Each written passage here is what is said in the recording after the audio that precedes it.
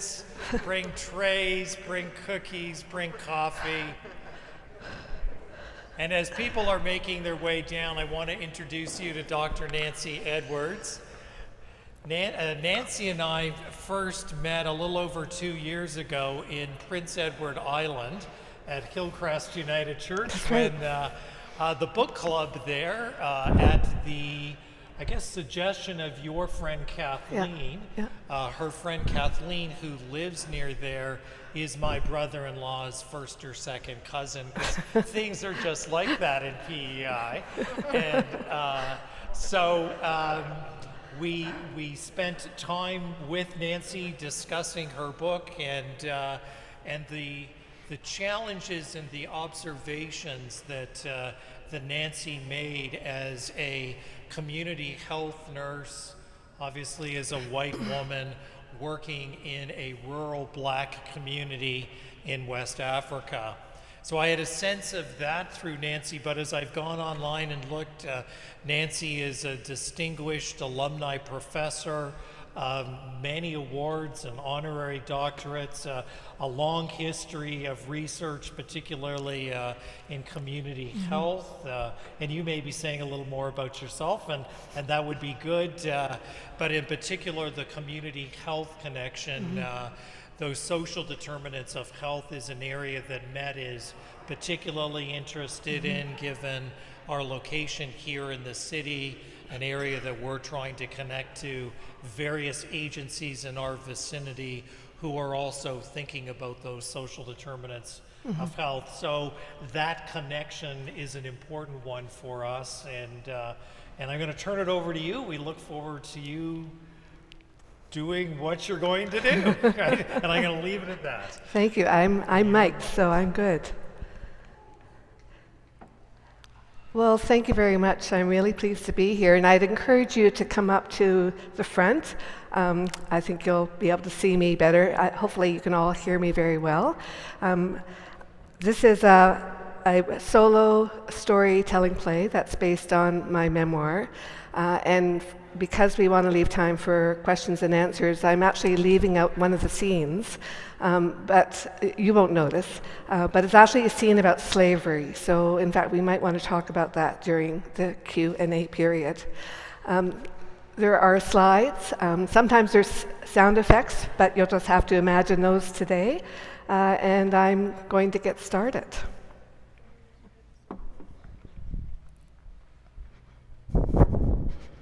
The grand entrance, here we go.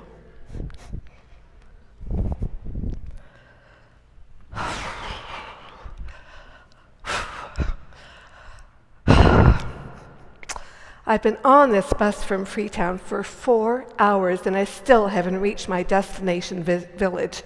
This was supposed to be a feel-good day. Oh, I think the driver is calling out my stop. This now Sarabu Junction, for here you get taxi.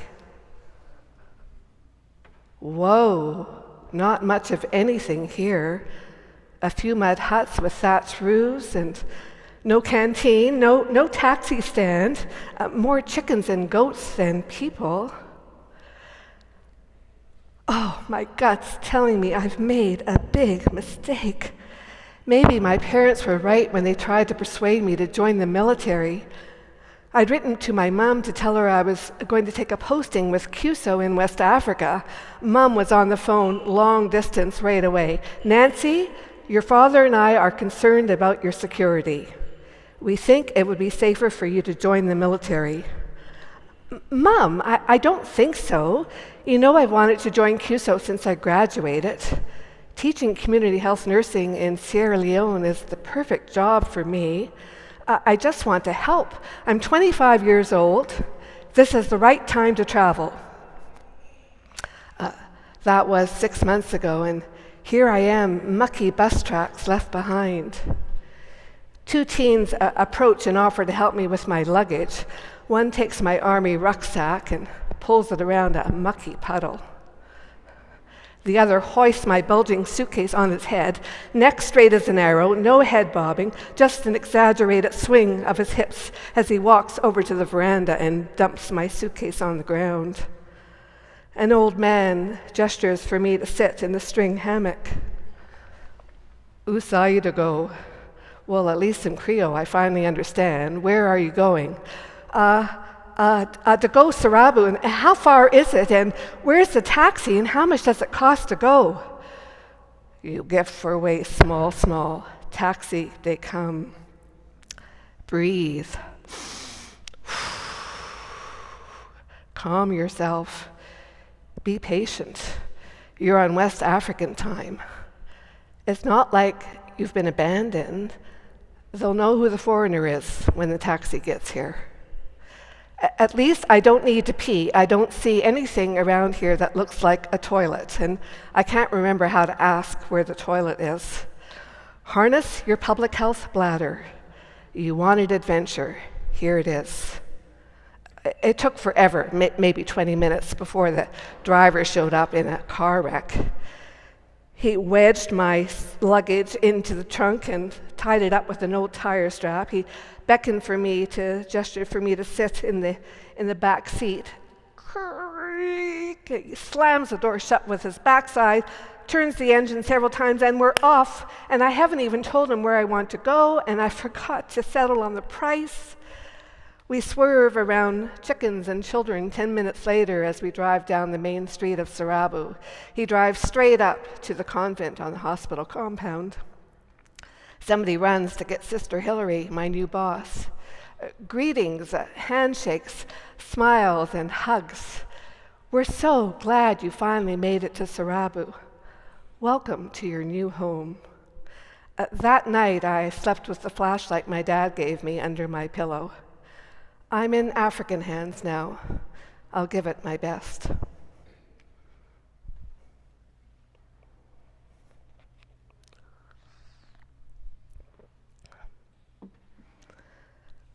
I didn't know how much I didn't know. This wasn't my first time crossing cultures and bridging them. I taught nursing in the tropics of Australia, and I was a public health nurse in the rural outports of Newfoundland. But this posting feels different, more foreign, more like a steep learning curve for me. My self-confidence is full of holes. It's taken a week to get my bearings, little things. I bought groundnuts from the market lady. I couldn't bring myself to buy that fish. Oh, that smell, those flies. I walked the full length of Sarabu's main road, forced a smile as children called me foreign white person yelling, "Pumwee, Pumwee." I've named all the resident geckos in my bedroom. And I have been introduced to a couple who arrived here 6 months before me. They're a Peace Corps volunteer, Nancy and Kevin Reimer, and they have taken me under their wing and helped to ease my culture shock. I bunked with them for a couple of nights in their house in the village, and they showed me how to cook with local food, upland rice and plasauce, a local stew that's made with a thick palm oil and floating potato leaves, dried fish and chili peppers. Oh, actually, it tastes pretty good. I've moved into my house on the hospital compound.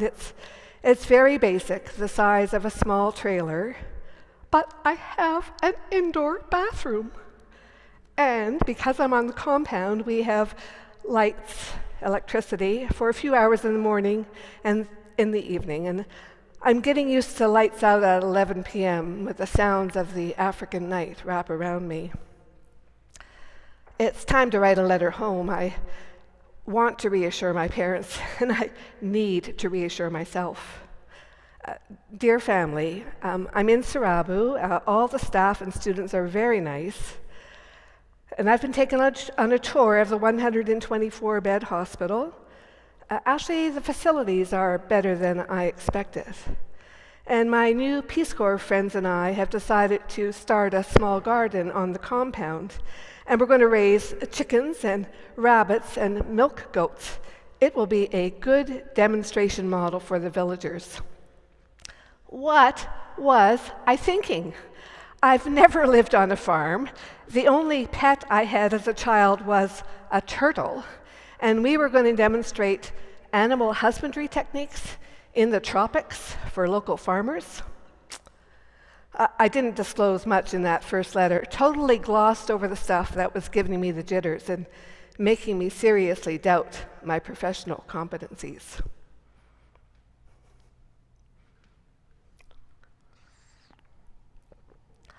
My job description has changed. Nancy Reimer has my job. I tried to hide my disappointment when Sister Hillary explained that I had been reassigned to supervise students' field work. I barely feel competent to teach in English in the classroom, but field work, that's another matter. I don't speak Mende. I'm not credible. I don't know the local culture.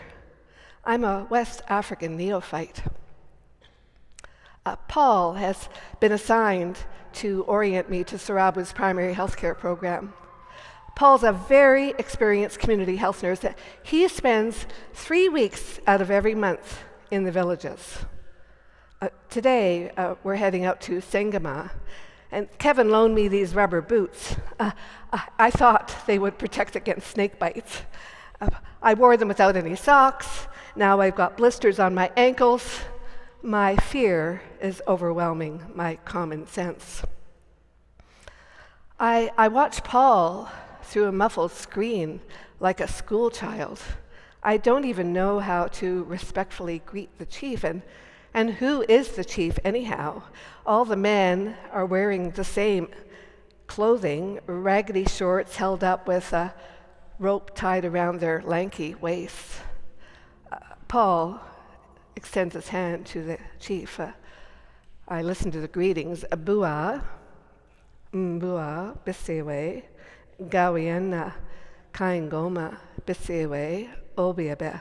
And then it was Mende gibberish with tones. There's a lot of back and forth between Paul and the chief before Paul finally nods in my direction. He has the chief's permission for us to hold an immunization clinic in the village.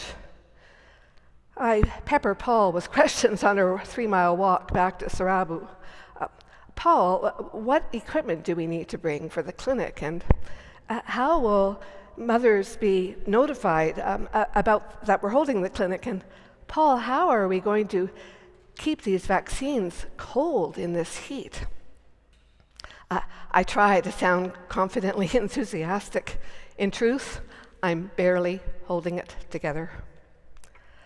Paul accompanied me on a lot of those early village visits, and he did his best through translation to try to cover my cultural gaffes. Sometimes I dug in so fast and so deep that rescue was impossible. I wasn't keen to meet the paramount chief. He's the big poobah of our chiefdom, and he's also a parliamentarian.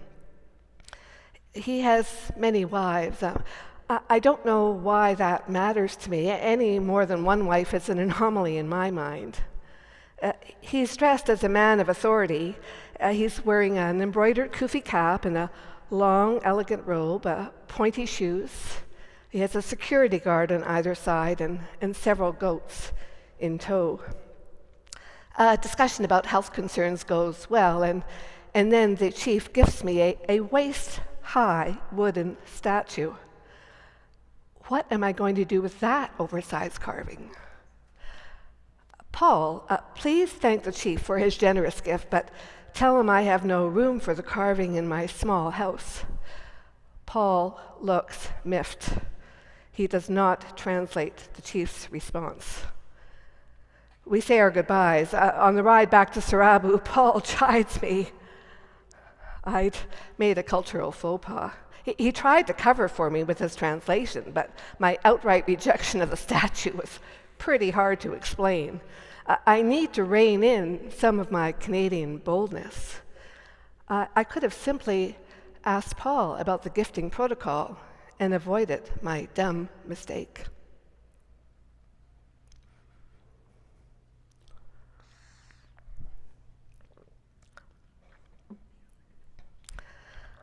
I've been over-imagining today's visit to Blama. Blama is a small village, about 50 people, and we're going out to meet the village health committee. I don't feel ready. Joseph, who's the hospital driver, is going to take us part way, and then we'll walk on the bush path. And we'll take the one vehicle that the hospital has. It's in need of major repairs, and it's used for everything. I'm sitting on the front bench seat. Students are in the back. Joseph is on one side, and Paul's on the other. My leg is rubbing against the gear shift, and there's a crack down the windscreen in my sight line. And Joseph is a hospital's driver, and he's a very proud Mende man who speaks a bit of Creole. And he always wears a toque, even in the hottest weather. I'm watching Joseph's driving techniques carefully because I'll be driving students out to some of the villages for evening clinics.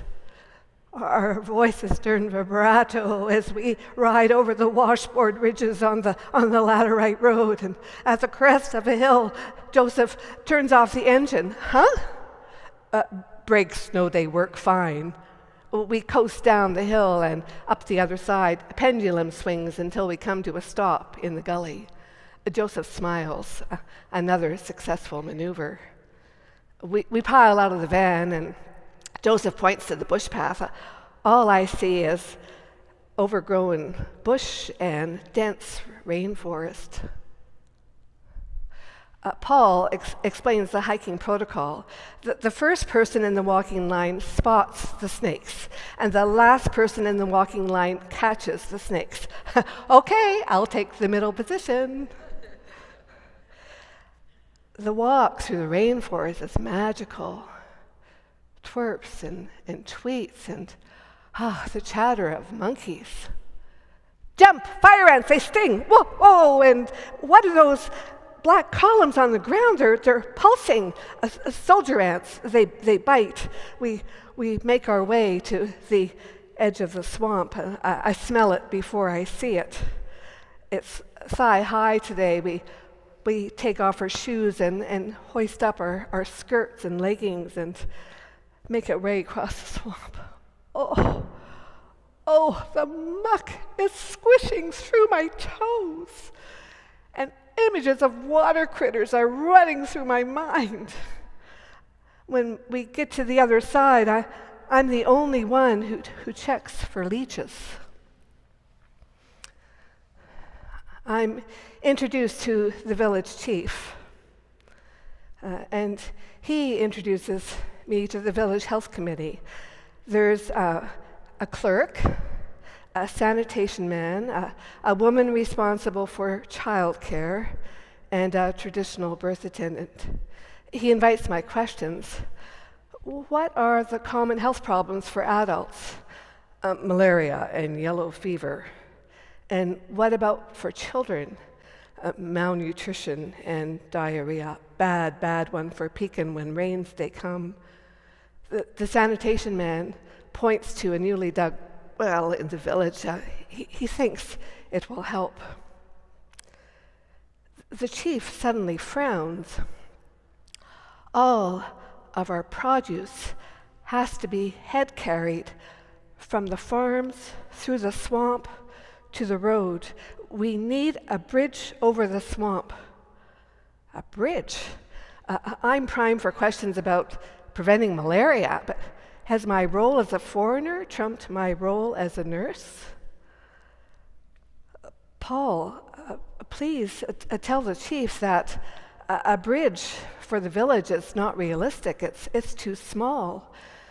Paul must have made some adjustments to the translation of my crass remarks. The chief looks neither surprised nor disappointed at what I tell him. And I'm already feeling bad about what I've said. The chief clearly understands the roots of poverty in his village, and I don't. A schoolgirl is chasing a chicken in and out of a hut. A door slams and the commotion stops. The child wraps the hen's legs with raffia. All eyes are on me as the agitated bird is handed to me by the chief. "Whoa, Mohammed, its wings are flapping. Please carry the bird." Squawking accompanies us on our way and walk back to the village, and I maintain my middle position in the walking line.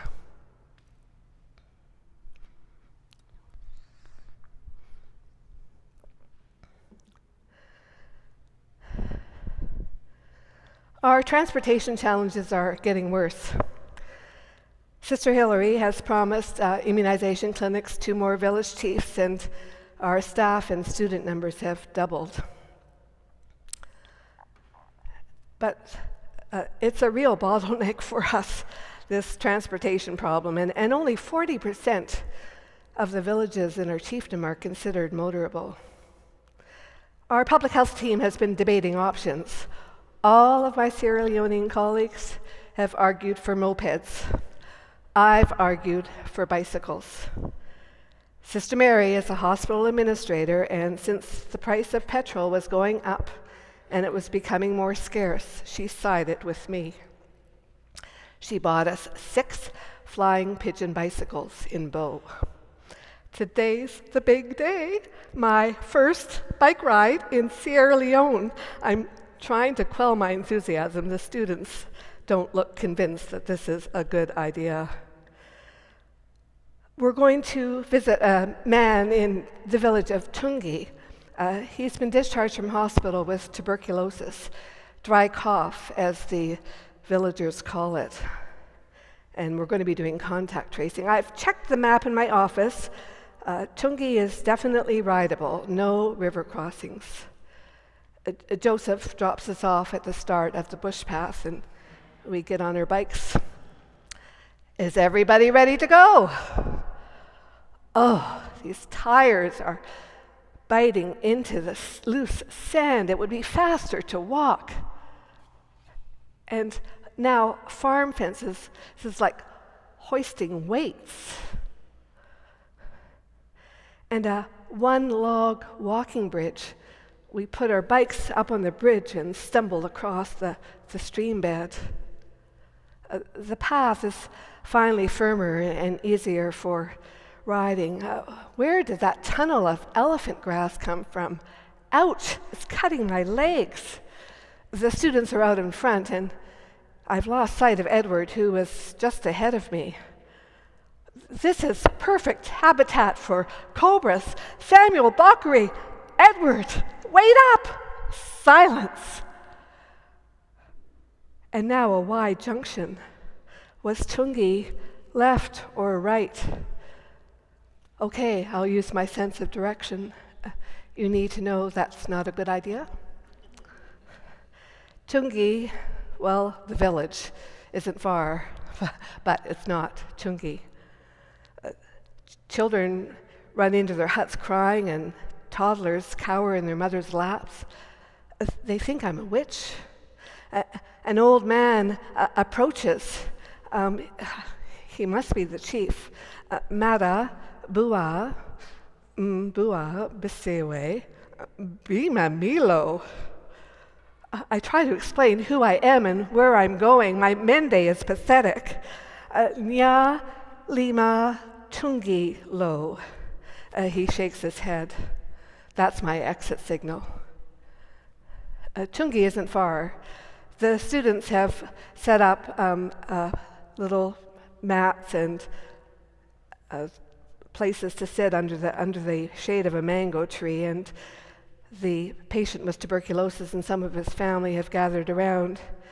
We start our questions. Is he taking his dry cough medicine? Sometimes.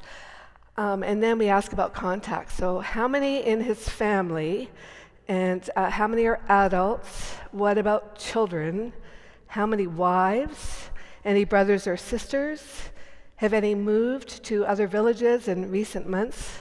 Edward's keeping track of villages and contacts, 47 close contacts in all, and they're scattered around the chiefdom. We'll try to follow them up, but there is so much stigma associated with dry cough. Thorough contact tracing is impossible. Other villagers have started to gather around, and we've got a small pop-up clinic. There's a listless toddler with anemia, and 2 young women with fertility problems, and an older man who has river blindness. He's guided by a child. We have so little to offer, really, just advice on who needs to be seen at Sarabu Hospital. Have we raised and then dashed hopes? I guess you're wondering about our ride back to Sarabu. Well, I managed to keep up with the students and no wrong turns. And I have time to come up with a supplementary bike riding option. Joseph is waiting for us at the van, and the students pile in, and I say, well, I'm riding all the way back to Sarabu. Who would like to ride with me? There are no takers. Joseph urges me to join. I'm trembling on the inside, but not on the outside. The students wave goodbye. I am left in the dust. I arrive back in Sarabu at dusk. I have 2 flat tires, the chain is off my bike, and the seat is perpendicular to its regular position. And I look like I've run a marathon. After that, the bikes were just used for riding around the village of Sarabu, and Sister Mary bought mopeds for the public health team.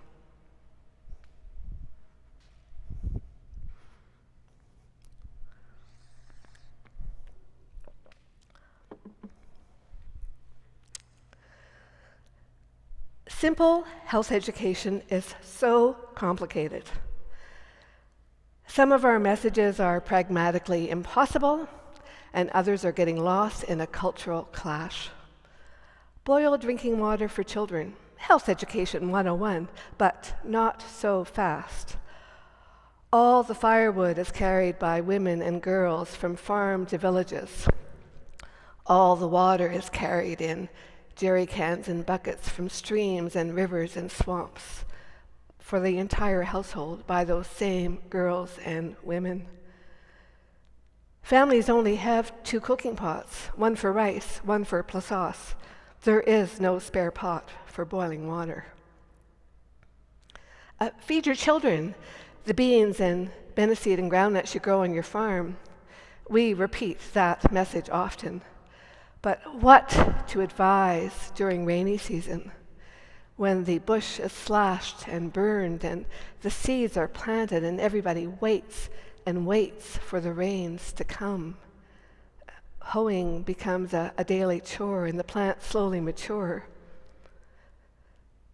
The local produce disappears from market stalls and the price of rice triples. Take your children to clinic, your pecan, as they call children, and we repeat that message often. Masseray lives in Blama. She has 4 children, 18-month-old twins and 2 older kids who cling to her legs. Both of the twins are malnourished and overdue for routine immunization. Masseray is worried about the smaller of the twins, who has had diarrhea and fever in recent days. We advise her to take the twins to the nearest health center. She will when the farm work lessens, but it's hard for her to carry the twins by herself. The health center is 6 miles from her farm. Many villagers believe that diseases were caused by witches. Measles was thought to be the result of a witch spraying hot water on a child at night, thus the red rash. Measles epidemics would tear through villages, killing children, especially those who were malnourished, and sometimes the chiefs would hire a witch hunter to quell the epidemic. And the witch hunters would usually arrive as the epidemic was coming to the end of its natural course. The villagers thought witch hunters had very high success rates. I was baffled when I heard students explain the importance of immunization to mothers. That they used the word germ C. Now, C was added to the end of an English word when that word did not exist in the Mende language. Germ C was a pointless word, a useless explanation. We adjusted our messages and we said that the marclet, the immunization, would help the child fight the witches at night. And the elders agreed. Trust the nurses. Marclets rid us of deadly smallpox. These marclets may protect our children. Tell God thank ye. Illiteracy was a formidable health education barrier. In some villages, nobody could read or write. There were few rural schools, and school fees were often unaffordable. Farming was how you fed your family today. We tried low literacy techniques. We used demonstrations. In every under 5 clinic, there were always children with fever or diarrhea, and we'd unwrap a feverish child and put it in a basin of tepid water and cooling it. And we showed moms how to prepare oral rehydration solution using a pint bottle and a bottle cap, simple measures that were available in every village. Tonight we're going to try something new, and we're heading out to a village to do a presentation on malaria. And I'm going to wear a lapa for this clinic because I've had 2 bouts of malaria myself, and I think this might help keep the mosquitoes at bay. We have a brand new battery-operated slide projector, and the students have hung the sheet up on the tree, and we project the first slide.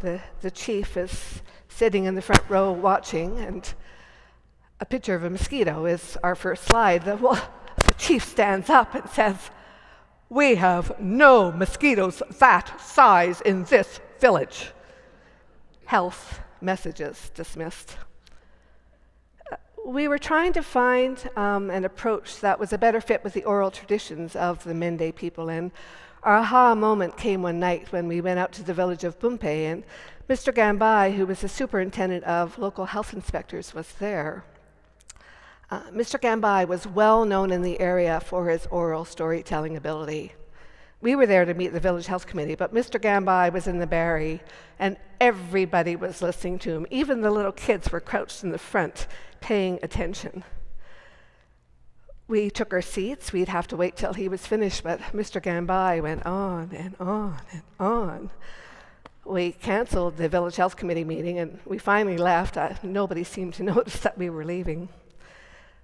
But we realized that he'd shown us how we needed to make oral storytelling the tap root of our health education approach.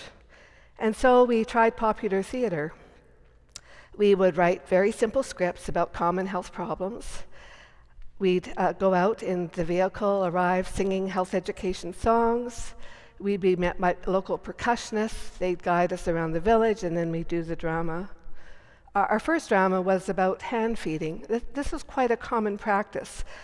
Mothers would pour rice pap into their palms and feed their babies, and sometimes they fed too fast, and the babies could aspirate and develop pneumonia. Everybody's gathered around, and the student, the actress who's playing the role of the mother, has a baby doll, and as soon as she hands feeds the baby, everybody starts screaming and yelling. They're just so enthralled. The chief stands up to say a few words. He has a solution. From now, any man who wants to marry a woman in this village must provide a spoon small enough to feed a baby as part of the bride price. Another evening, we were planning to do a drama about hookworm anemia. This was a village that was quite large, but they had no latrines, no potable water, and no garbage pits. And they were locked into a cycle of fines and inaction with the local health inspector. He would arrive every 6 months, observe that there had been no improvement since he was last there, find the village, leave, and repeat in 6 months. Of course, the local health inspector is the protagonist in our play. We arrive in the village, and guess who's there? what are the chances? The local health inspector. We don't have good relationships with this guy, but we decide to go ahead. I'm standing up in the back, and the inspector is right down there with the actors. My knees are shaking. If I could have got out of there, I would have. Halfway through the play, the inspector stands up and shouts, "That's me! That's me! It's just like that! How did you know?" He laughed at the person playing his part, and at the end of the play, he led the discussion. The villagers wanted to break the cycle of fines and inaction.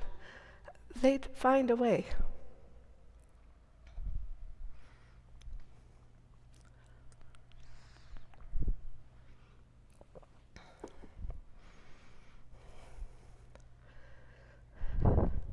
A handful of doctors, nurses, and midwives staffed Sarabu Hospital, but hundreds of traditional birth attendants provided maternity care in the villages, as had generations before them. Traditional birth attendants attended 90% of the deliveries in our chiefdom. Traditional birth attendants usually had no formal education. They were all said to have strong hearts. I wasn't surprised that courage was considered essential for midwifery work. Most had learned their practice as apprentices, and few had attended the government training program. Traditional birth attendants were trusted, respected, even revered by local villagers. Many were older, but some were quite young, but we called all of them granny midwives. And the traditional birth attendants often held leadership positions as soe in the women's secret society, the Bundu. Now, I knew nothing about the Bundu society when I first arrived in Sierra Leone, but I soon learned that every village had an area demarcated as the Bundu bush, where women business was discussed and deliveries attended. Girls were generally initiated when they were in their teens, and the Bundu society was very important. It provided protection. They had strict rules against incest and voyeurism,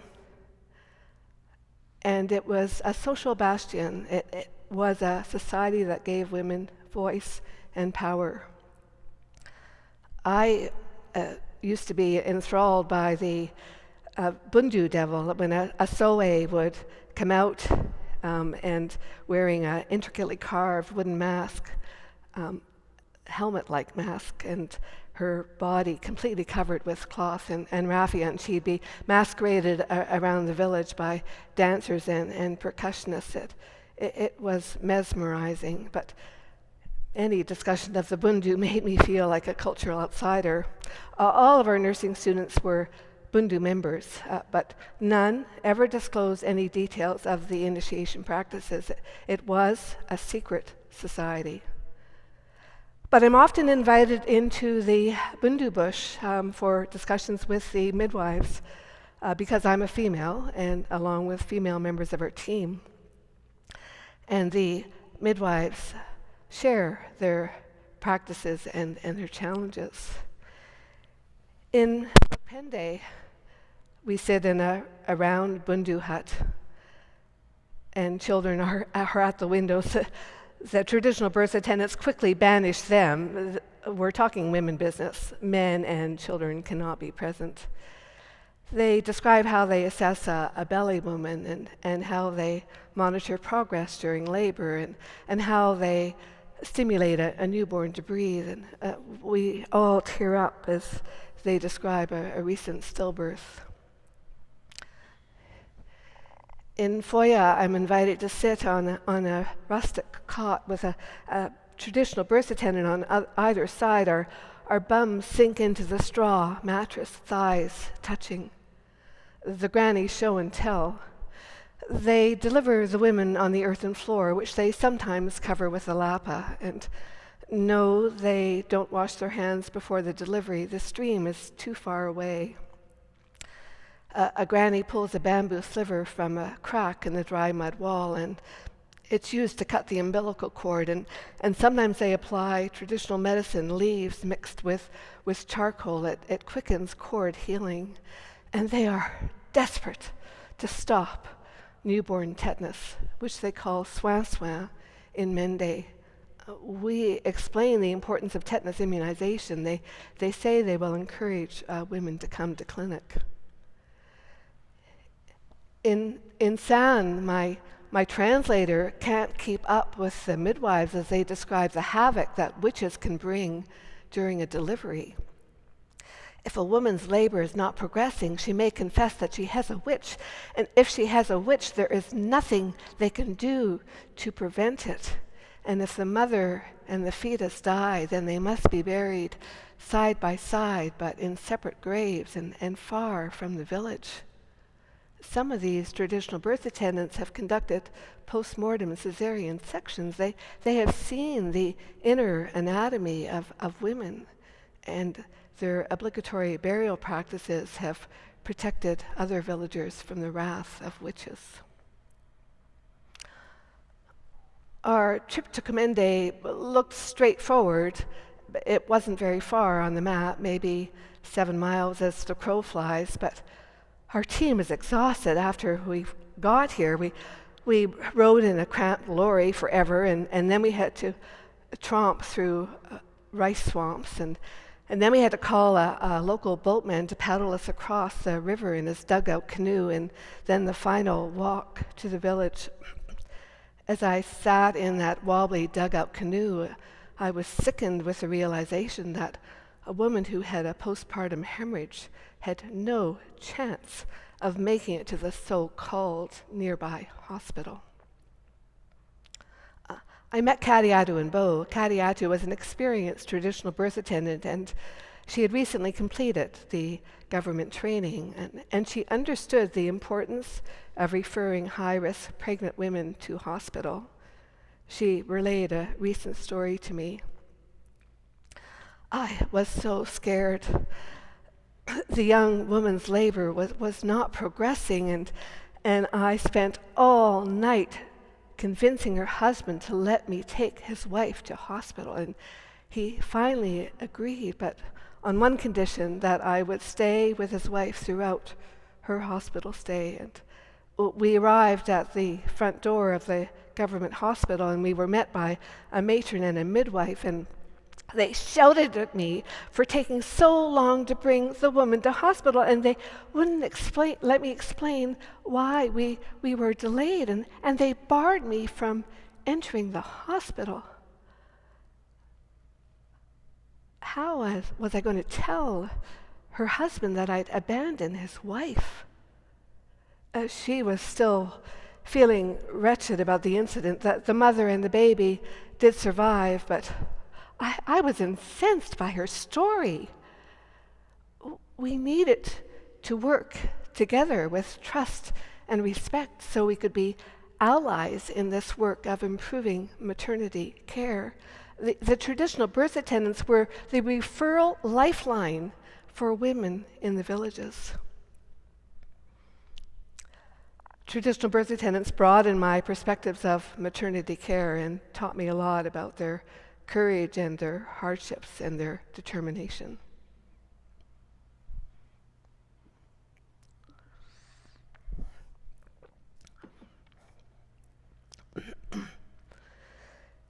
It was an ordinary evening clinic until it wasn't.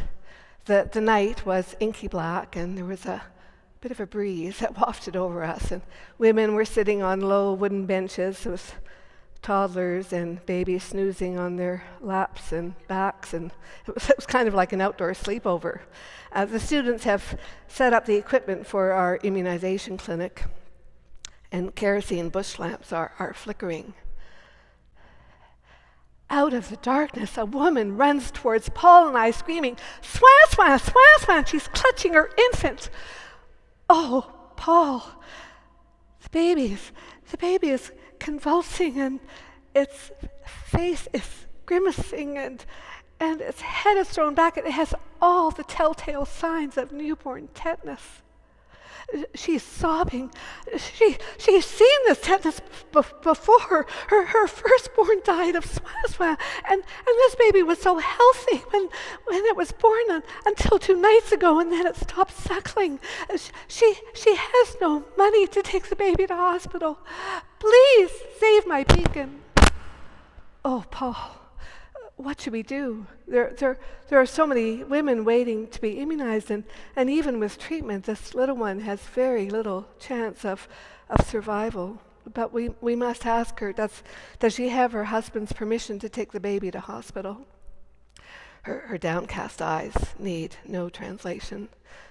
This little one will not survive the night.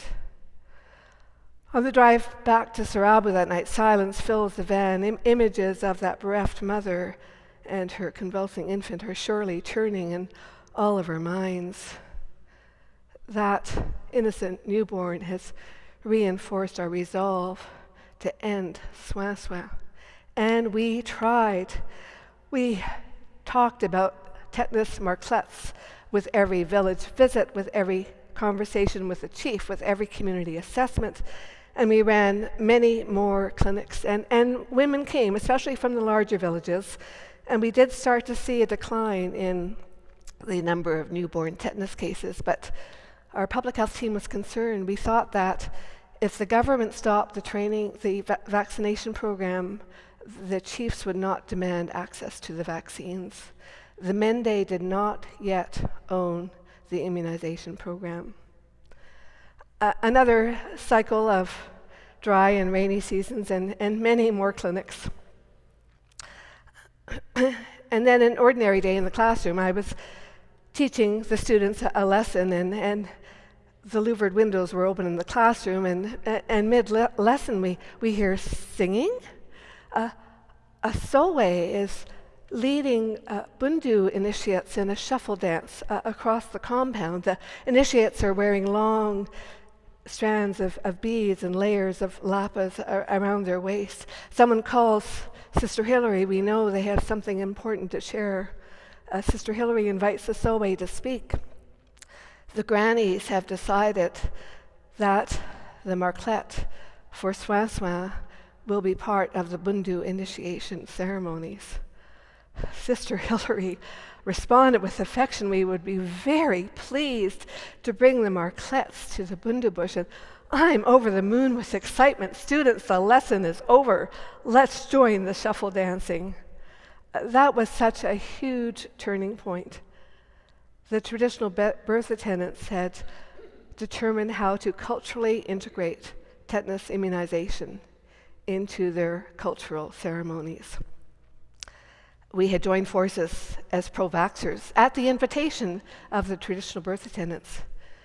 From now, there would be fewer baby boys named Jibao and baby girls named Lumbe, Mende names meaning let this one live.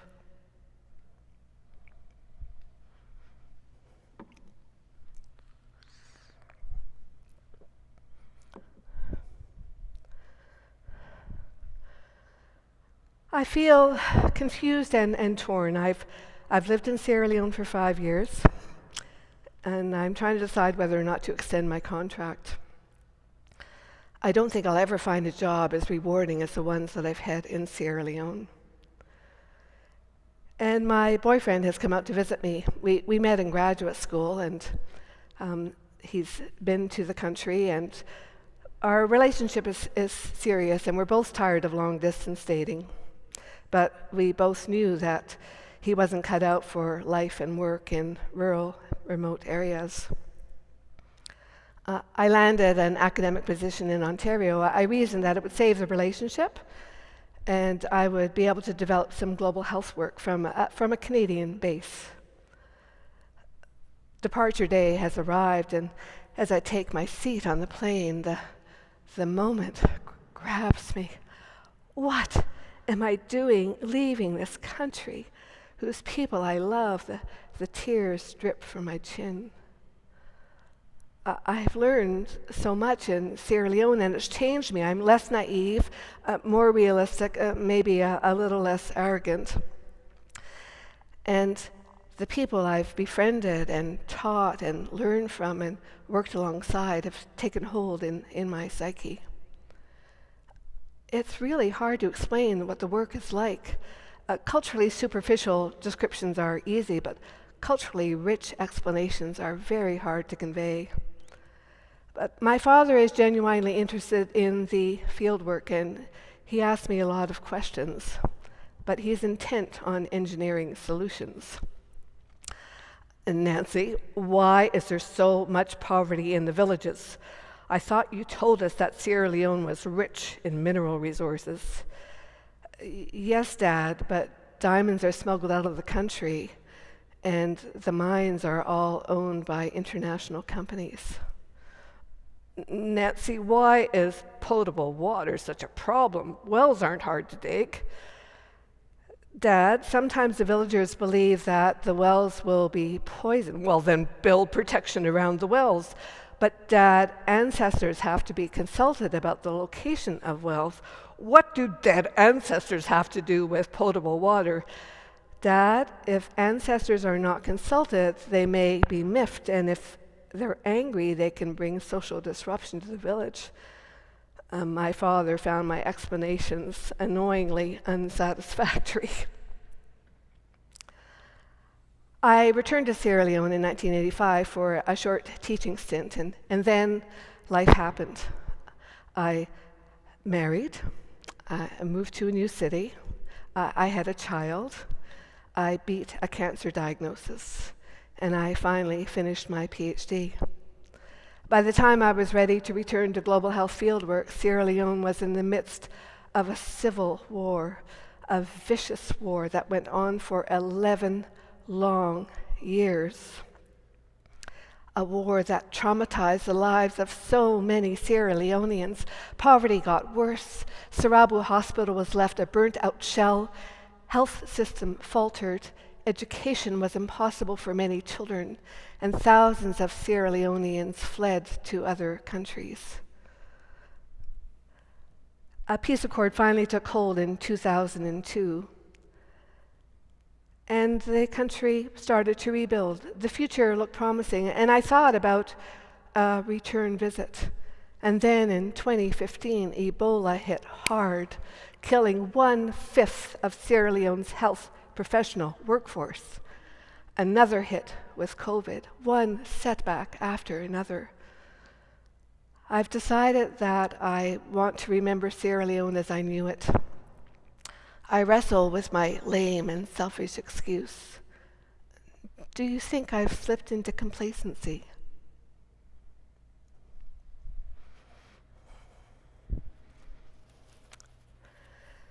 My inner self has circled back. I'm retired now. I still want to help, but I'll help as an ally from a distance. Stories tether me to the Mende people of Sierra Leone, and sometimes they bubble up unexpectedly, like the time I was invited to a formal dinner. The president of the Canadian Institutes of Health Research asked if I would make a few opening remarks for the researchers and policymakers who were there. It was an intimidating audience, and I planned to do my usual shtick of nursing and research, but inner voices were speaking to me and pleading with me. Speak our truths, tell our stories, do this for our women and children. Traditional birth attendants held me as I told their stories. I told the story of Isatu, the traditional birth attendant who was esteemed, and an 80-something-year-old who was still seeking training for herself and her mentees. And I told the story about the trip to Kamende and sitting in that wobbly canoe, and my realization that women in remote villages had no access to emergency maternity care. And I told Kadiatu's story about being reproached by hospital staff after she brought the woman to hospital. Silence enveloped the room, and guests shifted uncomfortably in their chairs. I saw shadows, female forms wearing white head ties. They'd held my shoulders as I told their stories. Momentarily, I think we pierced the thick veneer of funding politics and scientific speak in that room. Yes, I left Sierra Leone, but Sierra Leone has never left me. Thank you.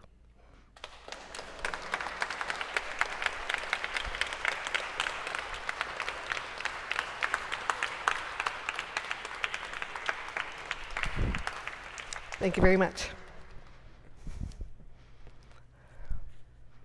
Nancy, we promised some time for Q&A. Yes. Did I leave some? So I'm going to open it up. You may. Yes.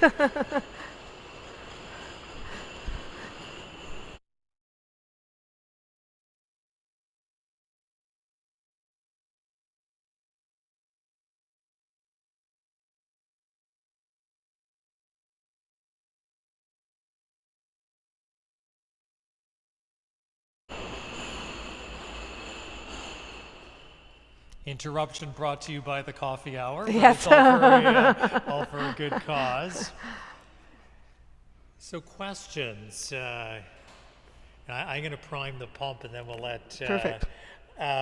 So I was very interested in the underlying challenges of the witch doctor and the spirituality that goes with that and the impact that has on you trying to deliver Western medicine.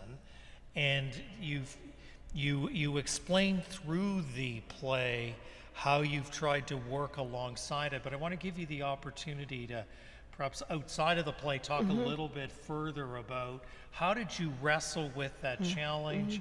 It seems to me you may have hit a wall to start off with and then figured out a way to open a door and move through it. And I'd be interested in your comments on that. Thank you for that. Actually, there was another group of people that I don't mention in the play, but I talk about them in the book, who were called Maori men. And Maori men actually were more responsible for the social health of the community, and they were usually the first person that somebody would consult if they had any kind of illness.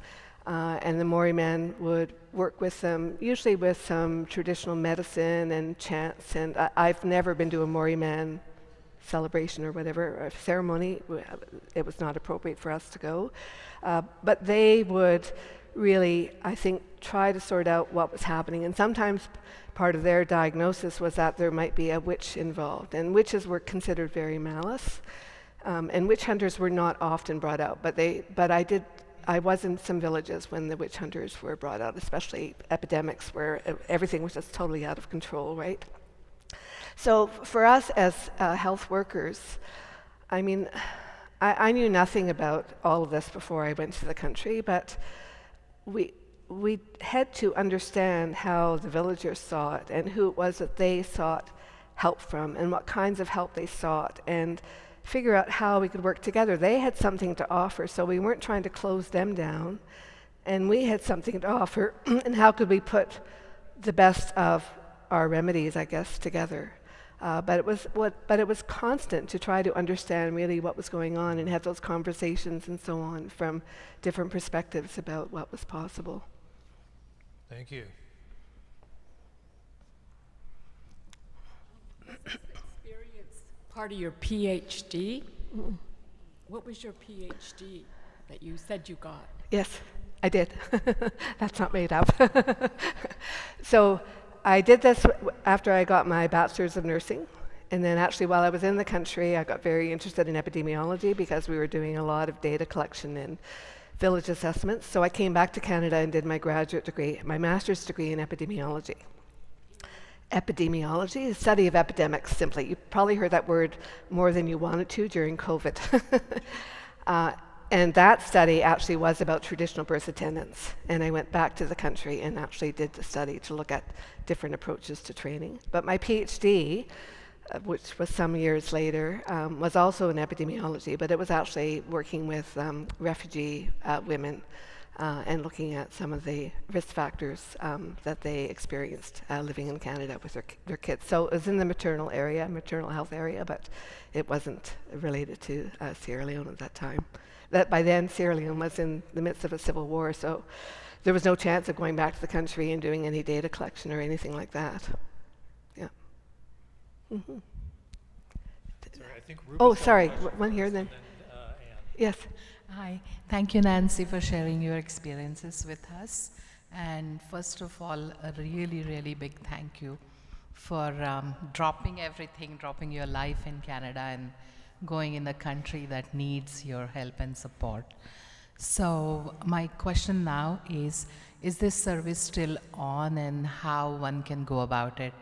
I have a not-for-profit organization and many times people come and ask that how can we help another country or go there and spend our time. So any light on it? If it's too long a question, I could just share my email with you and we could Yes, go on from there. please do that, and I'll give you my email address.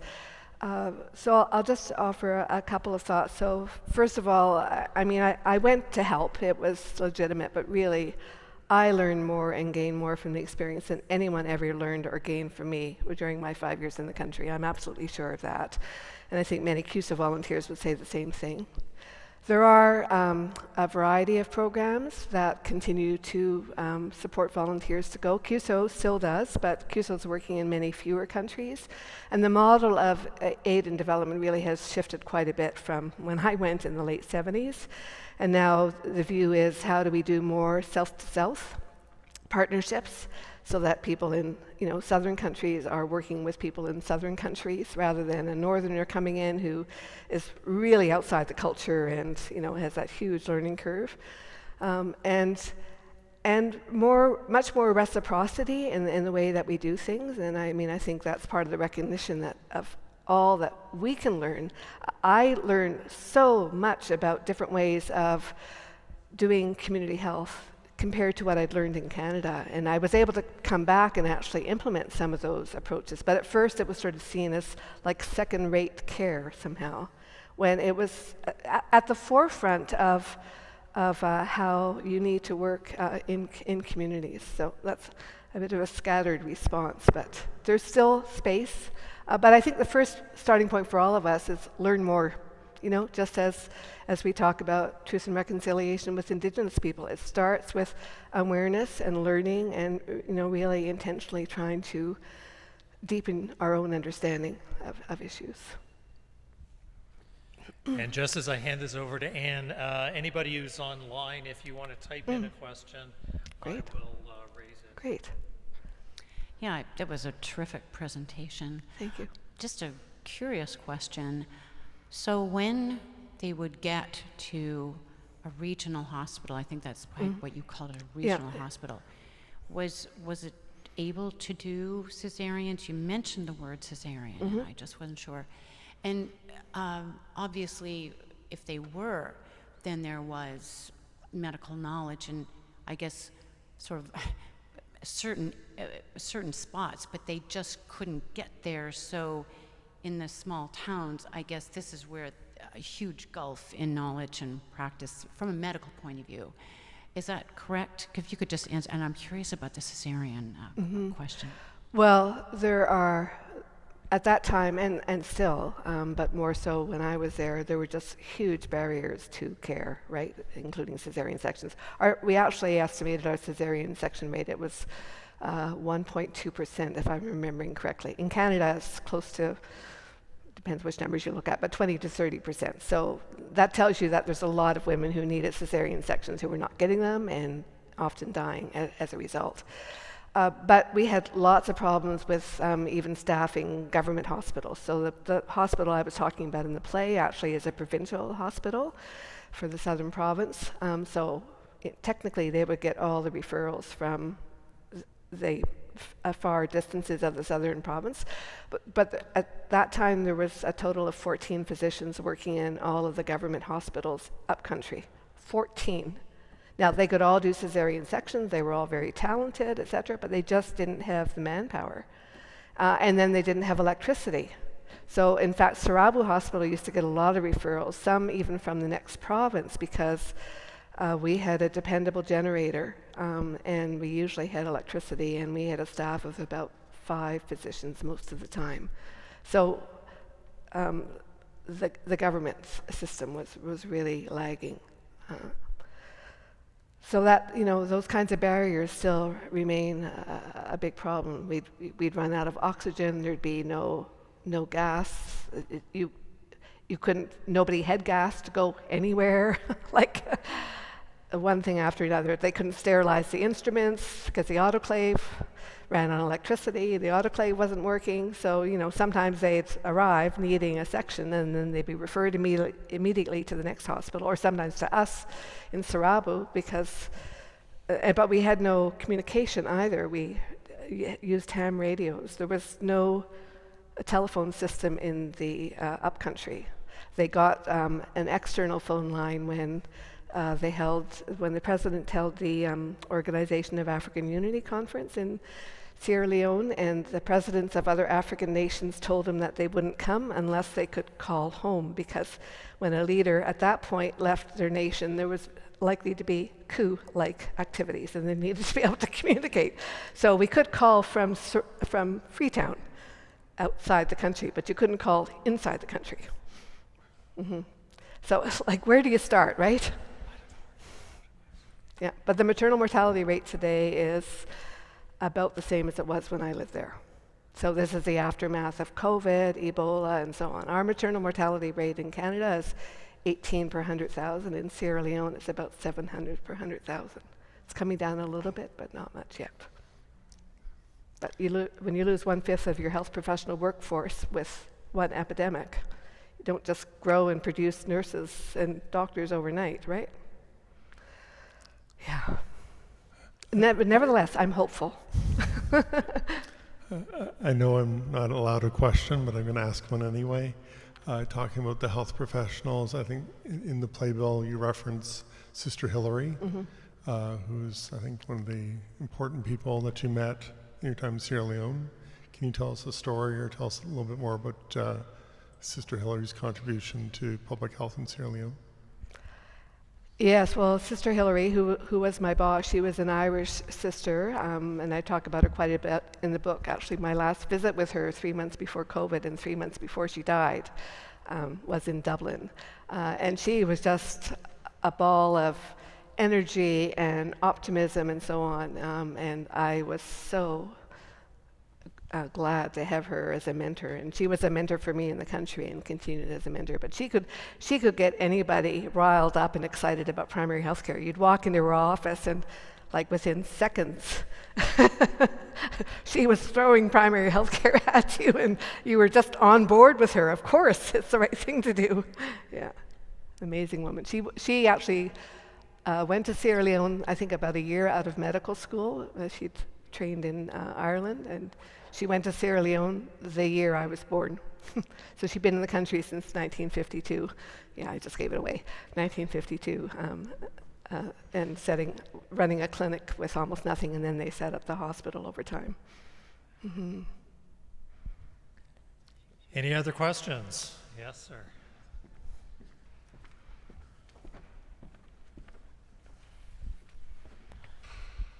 Thank you so much. So Nancy, how was your experience influenced, or how were you seen in the life after slavery in that land as a foreigner? Yes, thank you for that question, because I did leave out one scene, which is about my visit to the southern province, and specifically to Shengai, which actually is where some of the slave trade took place. And I went over to Plantain Island, which is where one of the slave factories existed. And interesting little story, the man who ran that slave factory, who was a Brit, wrote Amazing Grace. And he repented and so on when he went back to England. Yeah, so there's a very interesting story. His name was John Newton. So it wasn't so evident, I would say, in our area, because the slave trade had happened on the southern coast, and I was upland from that.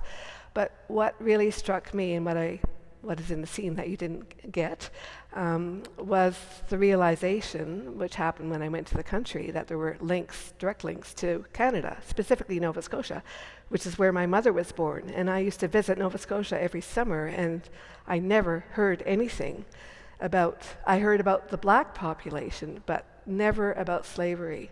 And I realized that I had no knowledge of any stories of the slave trade.